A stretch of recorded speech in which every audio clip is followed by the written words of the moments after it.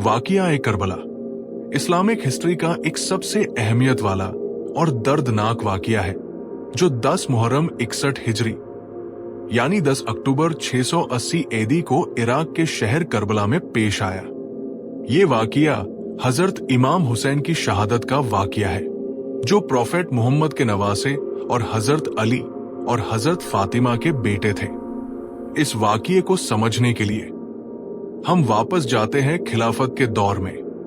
हजरत मोहम्मद की वफात के बाद इस्लामिक स्टेट की लीडरशिप खुलफा राशिदीन के दौर से गुजरी। हजरत अबू बकर, हजरत उमर, हजरत उस्मान और फिर हजरत अली ने खिलाफत संभाली। हजरत अली की शहादत के बाद उनके बेटे हजरत हसन ने कुछ अरसे के लिए खिलाफत संभाली, लेकिन बाद में उन्होंने मुआविया के साथ एक मुआहिदा कर लिया जो सुलह हसन के नाम से जाना जाता है। इसके मुताबिक मुआविया की वफात के बाद खिलाफत वापस अहले बैत को ट्रांसफर होनी थी, लेकिन 680 एडी में जब मुआविया की वफात हुई तो उनके बेटे यजीद ने खिलाफत संभाली। यजीद ने तमाम प्रोमिनेंट इस्लामिक फिगर से बैत का मुतालिबा किया, जिसमें हजरत इमाम हुसैन भी शामिल थे।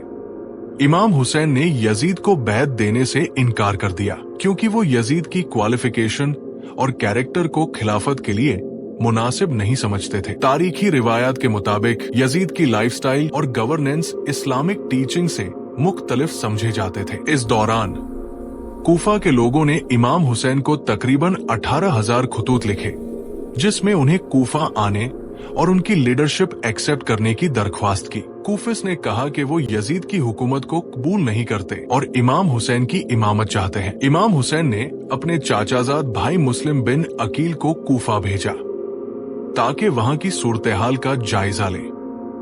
मुस्लिम बिन अकील कूफा पहुंचे और उन्हें तमाम कबीले और लोगों ने सपोर्ट का वादा किया। उन्होंने इमाम हुसैन को पैगाम भेजा कि वो कूफा आ जाएं। इमाम हुसैन अपने अहले खाना, असहाब और कुछ सपोर्टर्स के साथ मदीना से मक्का की तरफ रवाना हुए। जब ये खबर यजीद तक पहुंची तो उसने कूफा के गवर्नर को हटाकर उबैदुल्लाह बिन जियाद को भेज दिया।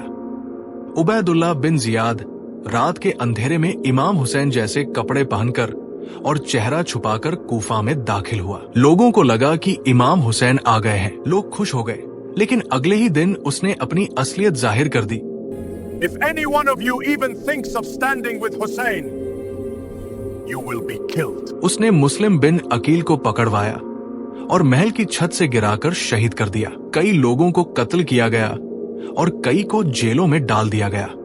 इधर इमाम हुसैन अपनी फैमिली के साथ कूफा की तरफ निकल चुके थे। रास्ते में उन्हें मुस्लिम बिन अकील की शहादत की खबर मिली। कुछ लोग वापस जाना चाहते थे, लेकिन इमाम हुसैन ने कहा, हम अल्लाह की तरफ से आए हैं और उसी की तरफ लौटेंगे। मैं अब वापस नहीं मुड़ सकता। रास्ते में इमाम हुसैन ने ख्वाब में अपने नाना नबी सल्लल्लाहु अलैहि वसल्लम को देखा।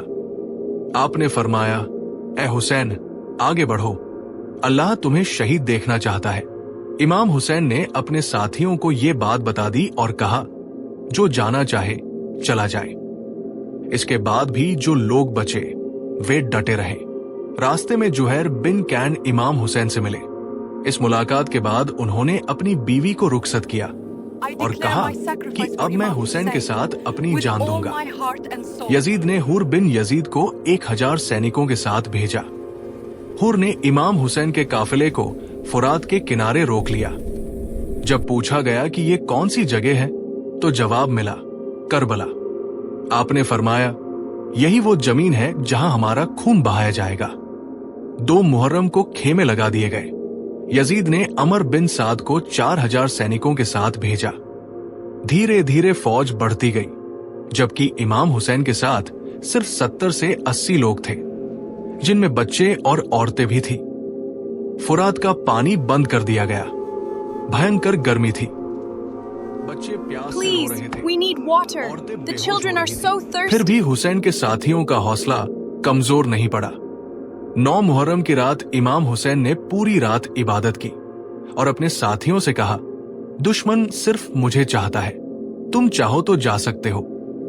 लेकिन कोई भी उन्हें छोड़कर नहीं गया। 10 मुहर्रम की सुबह जंग शुरू हुई। एक एक कर हुसैन के साथी शहीद होते गए।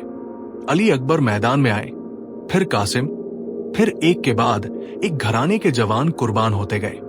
हजरत अब्बास पानी लाने गए, फुरात तक पहुंचे, लेकिन अपने प्यासे बच्चों को याद करके पानी नहीं पिया। लौटते वक्त उनके दोनों बाजू काट दिए गए और वो शहीद हो गए।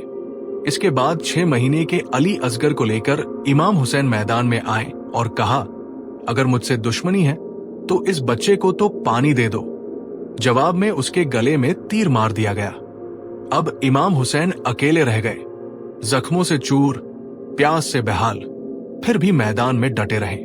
आखिरकार चारों तरफ से तीर बरसाए गए। इमाम हुसैन घोड़े से गिरे और सजदे की हालत में शहीद कर दिए गए। इसके बाद उनके खेमे लूटे गए, औरतों और बच्चों को कैदी बना लिया गया। लेकिन यही करबला खत्म नहीं हुई। इमाम हुसैन की शहादत ने एक ऐसा रिवॉल्यूशन शुरू किया जो सदियों तक चलता रहा।